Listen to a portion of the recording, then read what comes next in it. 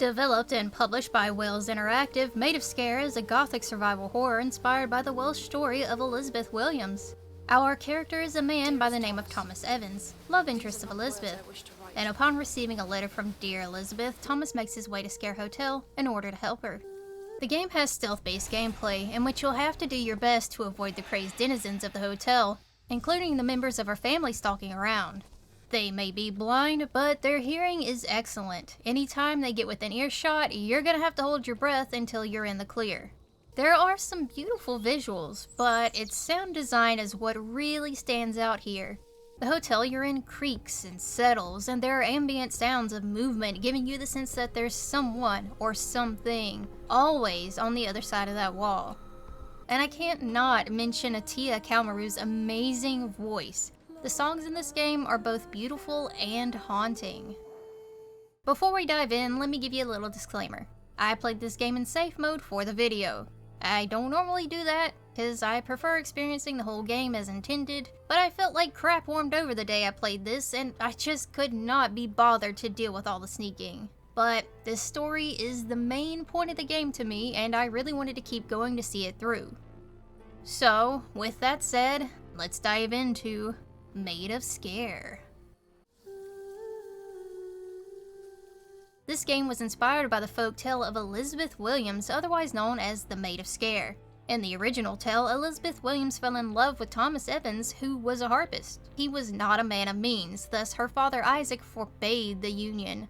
Isaac imprisoned his daughter in the house until she reluctantly agreed to marry Thomas Kirkhouse instead. It wasn't a marriage of love, but of convenience for financial benefit for both families. Elizabeth was said to fall ill and pass away in 1776, either from a broken heart or by starving herself. It's also said that her ghost could be seen gazing forlornly out of an upstairs window at Sker House, and was seen so frequently that people didn't believe she passed away at all. In the game's version, it is still true that Elizabeth and Thomas are in love, and she does end up locked away in the home because of her father Isaac. However, the reasoning behind it isn't just because Thomas is a broke bish, it's because she refuses to sing like her mother did, to lure folk to Sker Hotel. For what reason, we don't know yet, but we do know she asked Thomas to compose a counter song based off her mother's locket, which he currently has in his possession. And as we can see, Thomas has done just that. Now let's check out the game itself. From the map we see after exiting the train, we can see Sker Hotel is located on Sker Island, along the coast of the Irish Sea, and nearby location of St. Benedict Church. We can find a sign for the hotel's grand reopening with a special performance by Elizabeth Williams, the new Maid of Sker, fulfilling her mother Prudence Williams for her role. For a reopening to happen, it had to have been closed down or run down at some point. This sign alludes to it having something to do with mother and daughter. As we move past the station, we'll come upon a gate to the grounds itself. It's locked, so we make our way around and come across our first gramophone. These work as both save point and give us a little history on the Williams family. And it was in no small part due to my newfound fame and fortune that we were able to open Sker Hotel. As we continue to move forward, we'll see a light glowing over the pond. It'll dissipate with a beautiful melody accompanied by a shriek. We'll also see a dog. After making our way around, we'll be at the front gate of Sker Hotel.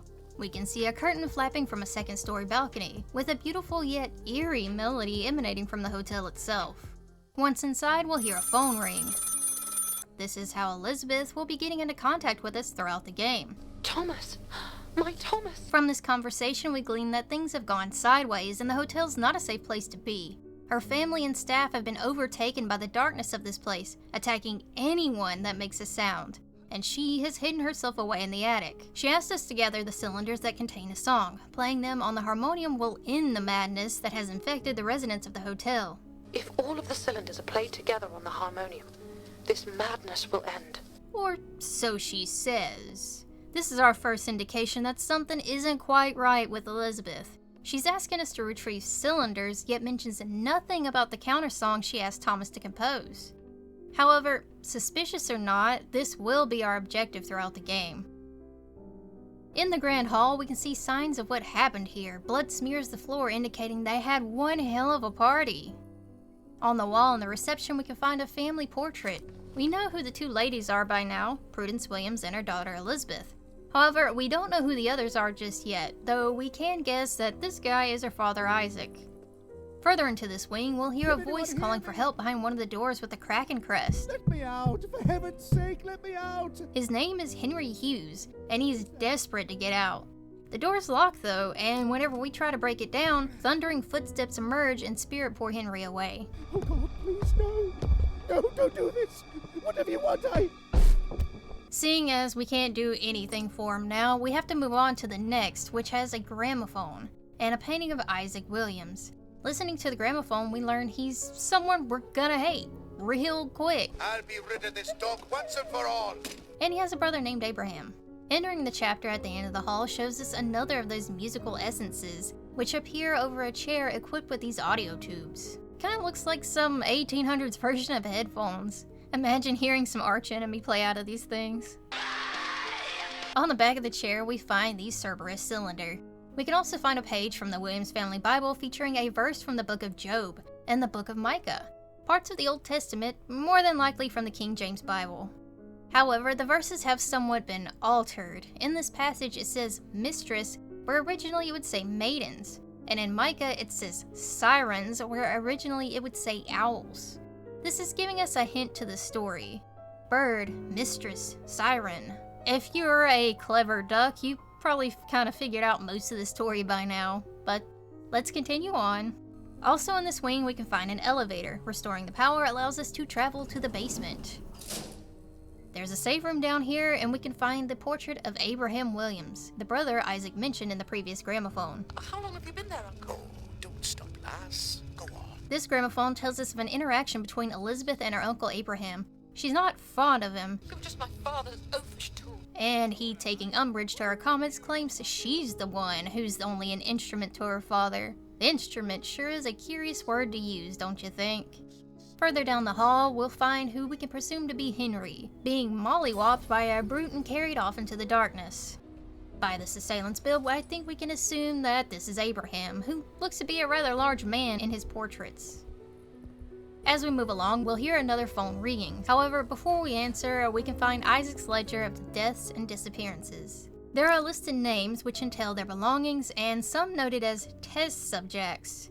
We can also see that a few musicians have shown up, and Isaac has made a note of how curious and evasive they are. I think we're getting an inkling as to why so much luggage and other items are strewn about the hotel. This isn't a ledger keeping track of the guests' things for them, this is noting what they can take from them. As for the whole test subjects thing, we'll just have to continue on to figure that one out, but it's definitely alluding to something dark. This introduces the main stealth mechanics of the game. Holding your breath will silence you from the enemies if they happen to be a bit too close. But you can't hold it forever, so you'll have to do your best to stay away from earshot if at all possible. Now is when you'll need to start being careful if you're playing on any difficulty other than safe.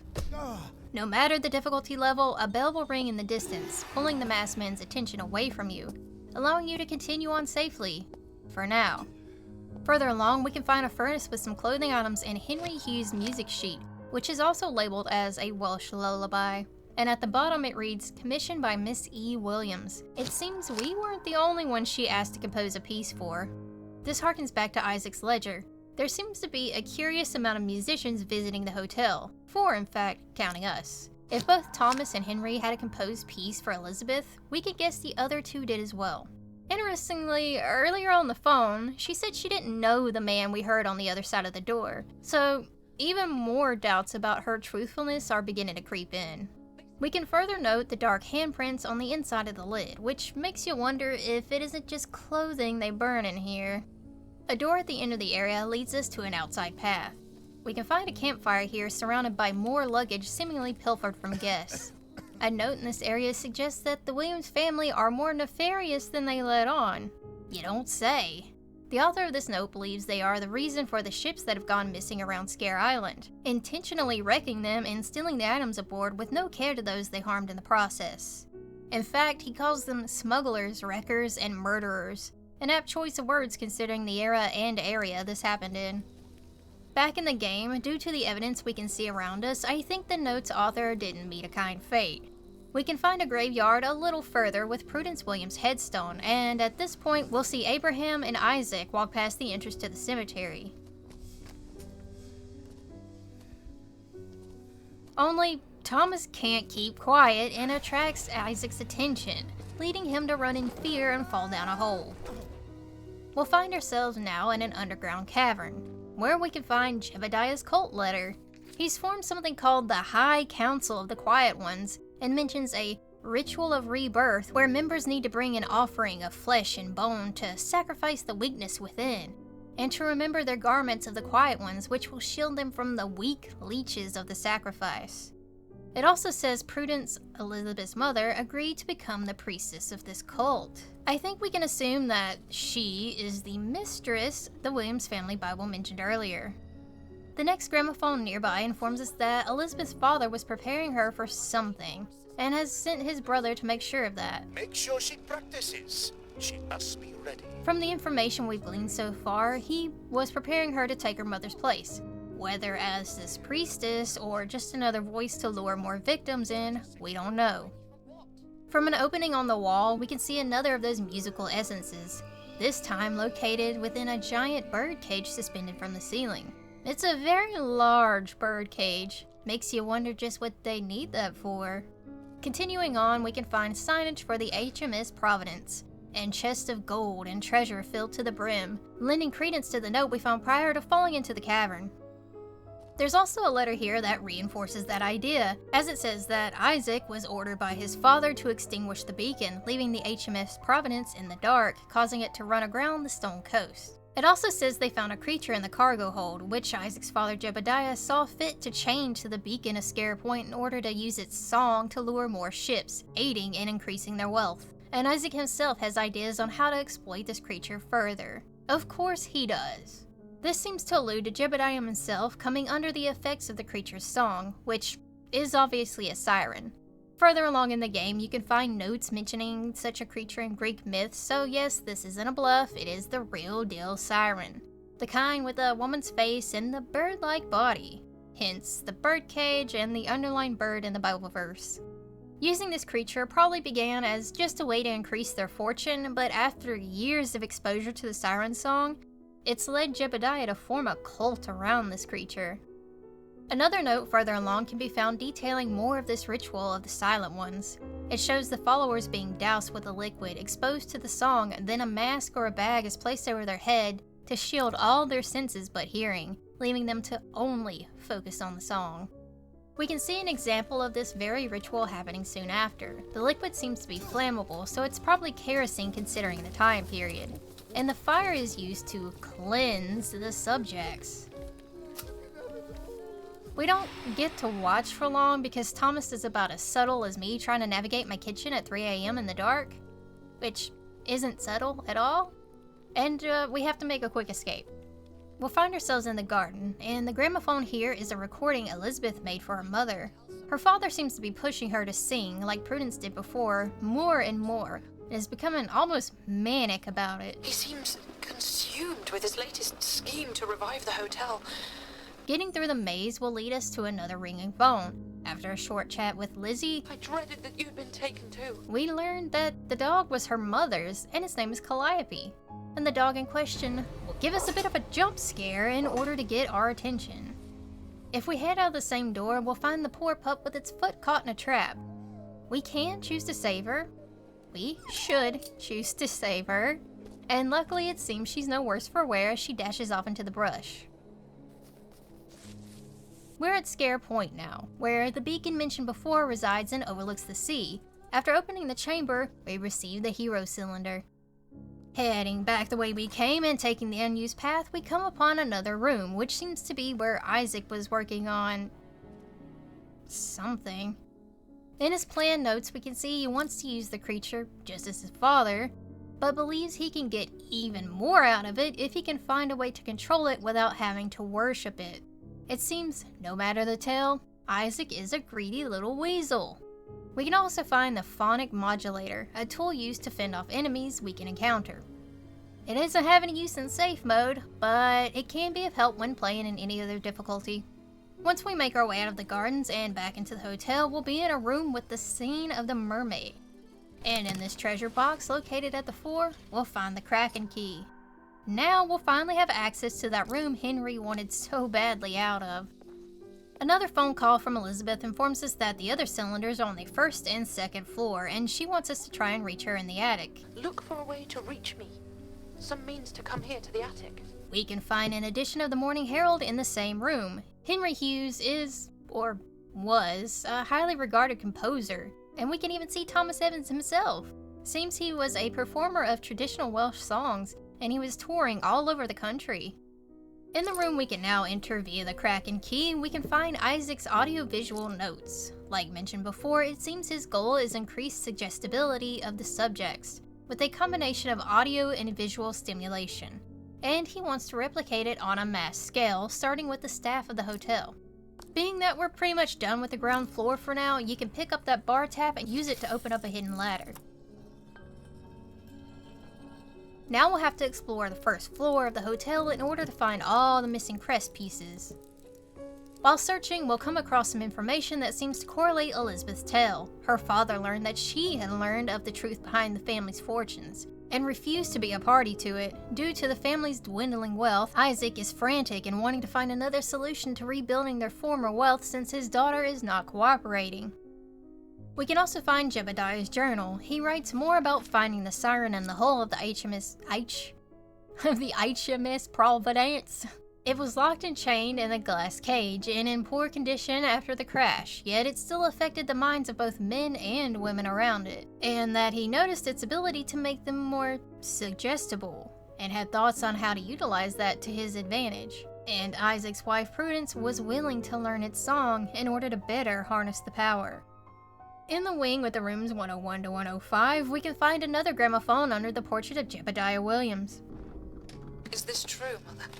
This recording is addressed to her mother. She figured out what her family's been up to now and is at odds with it, knowing that she wants no part of it, but isn't sure what to do. Still, she seems adamant to stop the dark deeds her family has wrought.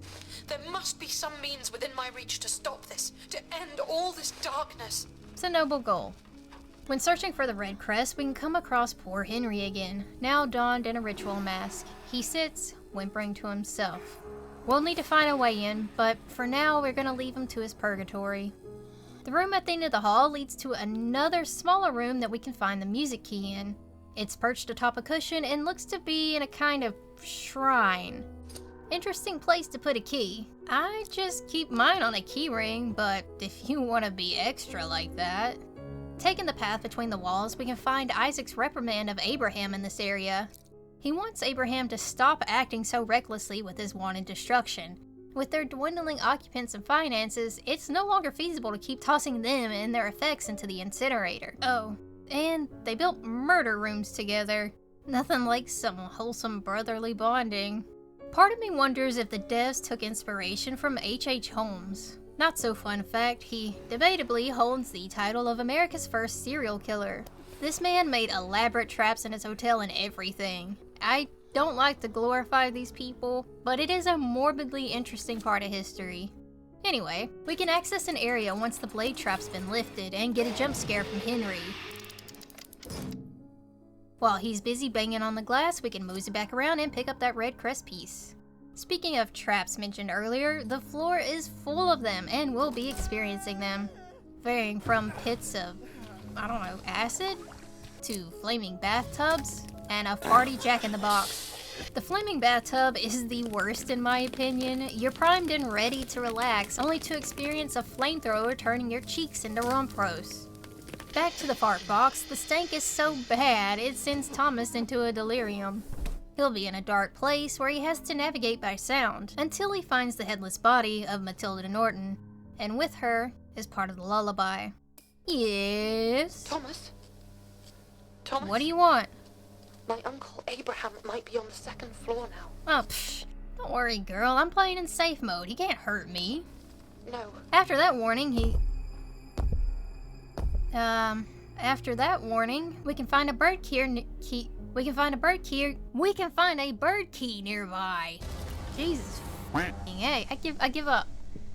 I'm done. We can find the letter Prudence has written to Elizabeth. She writes that she loves her and wishes she had not been an accomplice to these horrible actions the family has taken. And she doesn't want Elizabeth to follow in the same path. She laments that she should have spirited away with Elizabeth a long time ago. But she was young and caught up in her fascination and adoration of Jebediah and Isaac's hubris by the promise of power and fame, and probably a little siren influence.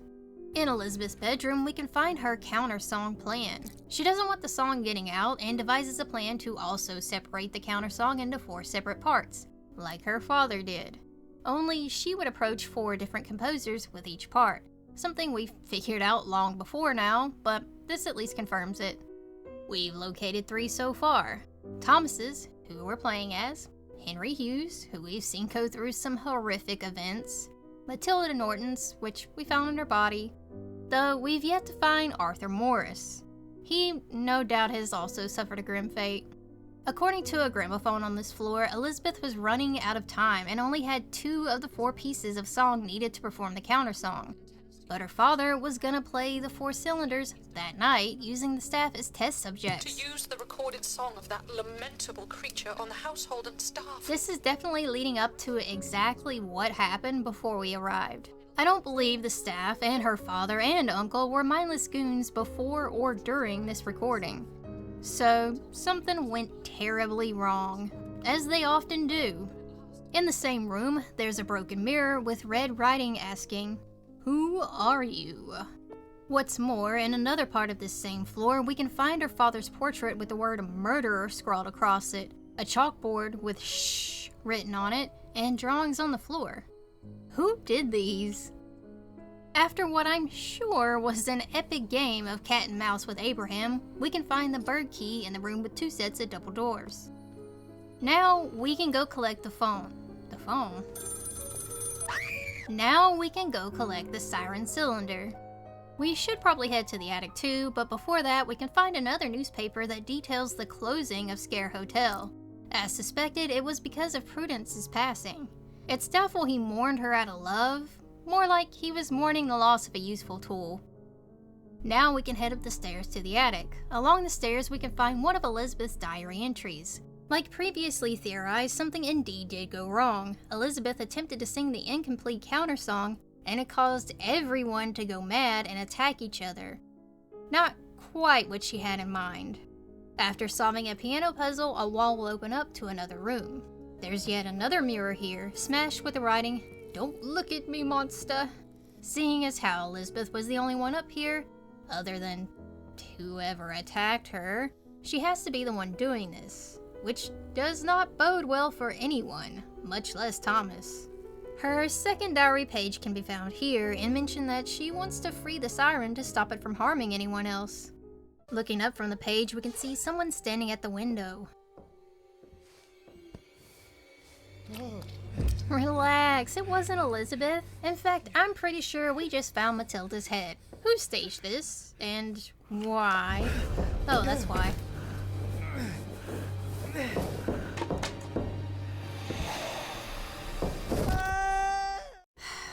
Goodbye, phonic harmon whatever. We barely knew ye. Reading the 3rd page of the diary found on the bed here details what we witnessed of her father and uncle. After the incident, they've now taken to wearing their masks all the time and have sunk deeper into madness. And the unfortunate early arrivals to witness the Grand Harmonium have been changed just as they have. As we proceed through this prison-like area, Isaac will make an appearance. Guess he just gotta let us know he knows where we are. Always. In one of the cells, we can find some more information on sirens. I mean, I think we get it at this point. There is a such thing as over-explaining. Luckily, we can find the Medusa cylinder in the room that it leads us to. That was the last cylinder we needed. But before we leave the basement, we can enter that room with the music key crest. Inside, we can find Isaac's blueprint notes. This tells us about the Grand Harmonium's design and that the cylinders were split into 4 in order to make it safer to experiment with, as the song can only work if they're all played together. But he hasn't yet figured out how to mitigate and control the effect. From earlier information, we know that the reason he wanted Elizabeth to take her mother's place was needing to harness the intent behind the song. How to focus the effects without a singer to wield its intent. With a machine behind the music instead of a person, this makes things much more difficult, if not outright impossible. He may have thought he had it figured out before Elizabeth agreed to sing out of desperation to thwart his plans, but honestly, I doubt it would have worked the way he intended in the first place. When trying to exit, we'll be ambushed again by Isaac and knocked out. This leads us to the scene of Isaac attempting to perform the ritual on Thomas. Luckily, before he can put that lit match to our kerosene-covered face, Calliope appears to save the day, at her own risk. That poor dog has gone through so much bullshit with this family. I guess the only saving grace is she manages to make it out of that scrape alive. That's one good piece of news needed, because when we find the next phonograph...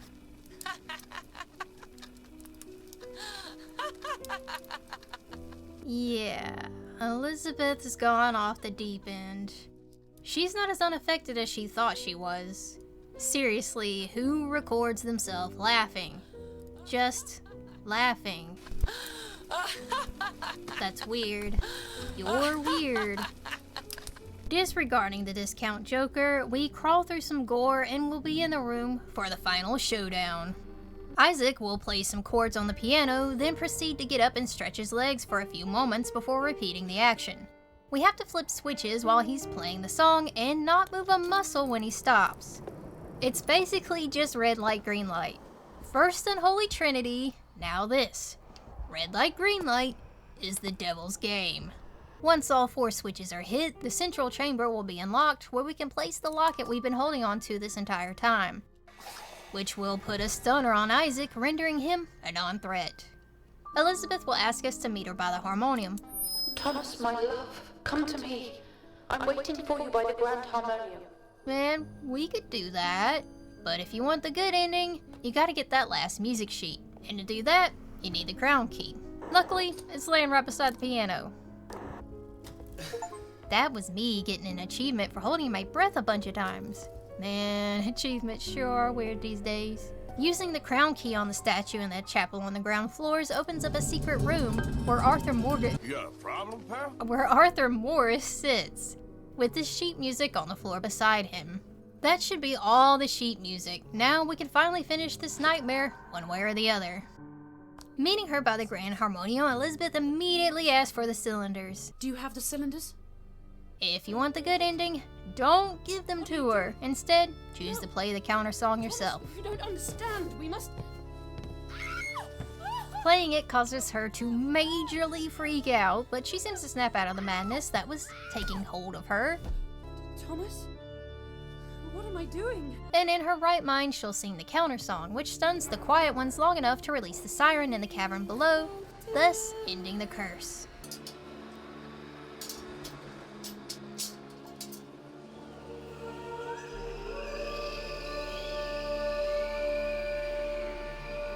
Of course, if you want to choose the bad ending, you truly do get a bad ending. Thank you, Thomas.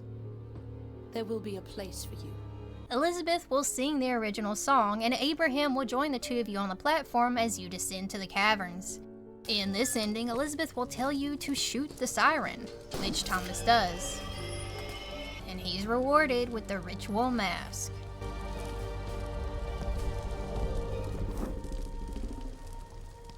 While I'm a sucker for a good ending, I do appreciate the storytelling of the bad one too. Though I do have some bad news, babes. The bad ending is technically canon because Elizabeth is the big bad in the spin-off game, Scare Ritual. If you made it this far, thanks for sticking around. You're the real goat here. Feel free to drop a comment, maybe even a like and subscribe. I'll go ahead and mention I made a Twitter or an X. I don't know what to call it. Whatever it is. I made one for this channel. I don't really use social media much, so there's not really much to see at the moment. But I will post upcoming projects and let you know when I've dropped a video. And, maybe some funny stuff. We'll see. We'll see whatever I feel like. What else? I've considered doing memberships or a Patreon in order to put some money into this channel to improve the videos. Not sure if any of you'd be interested in that, and it's cool if you're not. Either way, I'm not stopping anytime soon. So I'll see you again on The Midnight Ghoul.